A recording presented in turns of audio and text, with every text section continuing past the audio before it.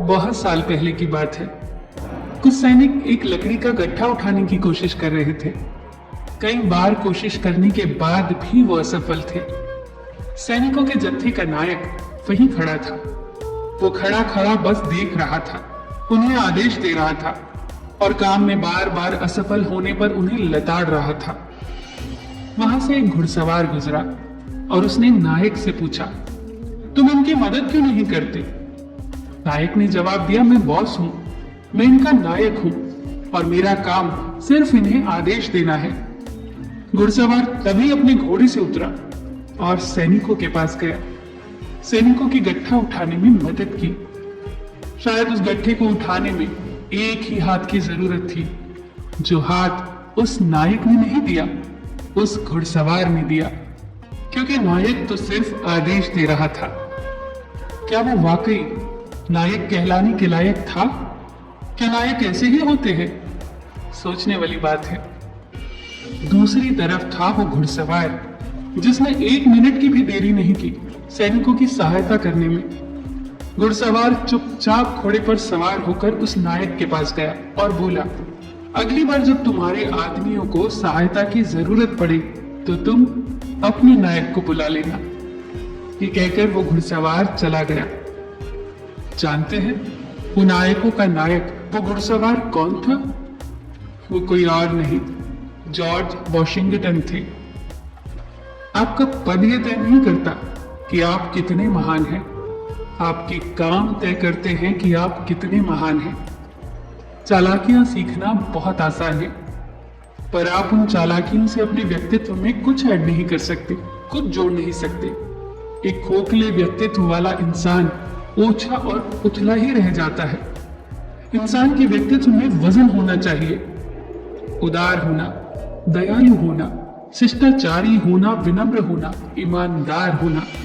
ये है असली जीवन मूल्य जो व्यक्तित्व में वजन पैदा करते हैं। अपने व्यक्तित्व पर काम करिए, फिर आपकी चमक को दुनिया में बिखरने से कोई रोक नहीं सकता। फिर आपके लिए बजी तालियों की गूंज दूर तक सुनाई देगी।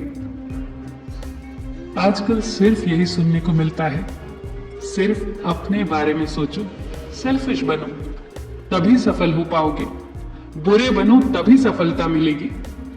हो सकता है ऐसा करने से सफल हो भी जाओ, पैसे भी कमा लो, पर अंदरूनी खुशी मिली या नहीं ये जरूर बताना।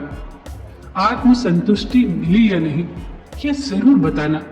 शांति मिली या नहीं ये जरूर बताना। एक दिन एक 10 साल का बच्चा एक आइसक्रीम की दुकान पर गया। वो कुर्सी पर बैठा और वेटर को बुलाकर पूछा, एक कोन आइसक्रीम कितने की है? वेटर ने कहा 25 रुपए की। बच्चे ने अपनी जेब से सिक्के निकाले और गिनने लगा। सिक्के गिनने के बाद उसने फिर वेटर से पूछा, एक कप आइसक्रीम कितने की है? वेटर भी जल्दी में था, उसके पास बहुत ग्राहक थे और बच्चा उसे उलझाए हुए था। वेटर ने चिल्लाकर कहा, कप में आइसक्रीम 20 रुपए की है। बच्चे ने कहा, फिर वही ले आओ। बच्चे ने बड़े मजे से आइसक्रीम खाई और वो चला गया। जब वेटर बच्चे की प्लेट उठाने आया तो उसने प्लेट में 5 रुपए पड़ी देखे टिप के रूप में उस वेटर के लिए। वेटर की आंखों में आंसू आ गए, क्योंकि बच्चे के पास 25 रुपए थे। वो अपनी मनपसंद कोन वाली आइसक्रीम खा सकता था, पर बच्चे ने अपनी खुशी में उस वेटर को भी शामिल करने की सोची। कि आज के बाद वो वेटर इस घटना को भूल पाएगा? उस बच्चे की संवेदनशीलता ने कितना बड़ा पाठ उस वेटर को सिखाया, वो जिंदगी भर इसे याद रखेगा। जिंदगी भर वो बच्चे की भलाई की कामना करेगा। जब भी उस बच्चे को याद करेगा, उसे आशीर्वाद देगा। तो बच्चे ने यहाँ क्या कमाया? अनमोल चीजें कमाई। पूरे जीवन के लिए एक मुस्कुराहट, एक याद, एक आशीर्वाद, ये होती है असली कमाई। और ये बुरे बनने, सेल्फिश बनने और सिर्फ अपने बारे में सोचने से नहीं आती। अगर हमारी सोच भी उस बच्चे की तरह हो जाए तो सोचिए दुनिया कितनी हसीन हो जाएगी।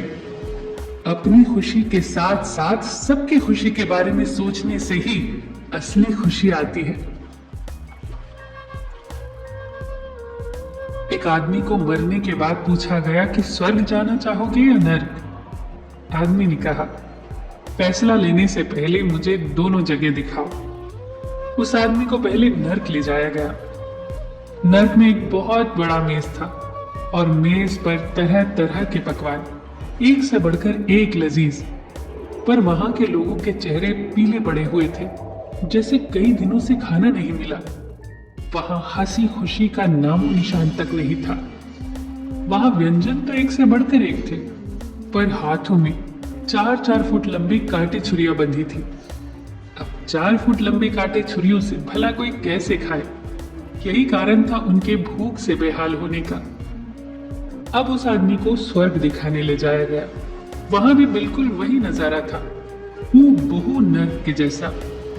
बड़ी सी मेज, लजीज व्यंजन एक से बढ़कर एक, और उनके हाथों में भी 4-4 फुट लंबी कांटे छुरी बंधी थी। पर यहाँ एक कमाल की बात थी, लोग अपने हाथों में बंधे कांटे छुरियों से दूसरों को खाना खिला रहे थे। आमने सामने बैठे लोगों के एक दूसरे को खाना खिलाने से वहां आनंद ही आनंद था, खुशहाली थी, संतुष्टि थी, सबके चेहरे चमक रहे थे। बस यही बात इस संसार पर भी लागू होती है, हमारे जीवन पर भी लागू होती है। सिर्फ अपने बारे में नहीं सोचना, सबको साथ लेकर चलना है, तभी असली खुशहाली आएगी, असली आनंद मिलेगा, असली संतुष्टि मिलेगी। फिर मिलेंगे दोस्तों अगली वीडियो के साथ। तब तक के लिए अपना ख्याल रखना और हमेशा मुस्कुराते रहना।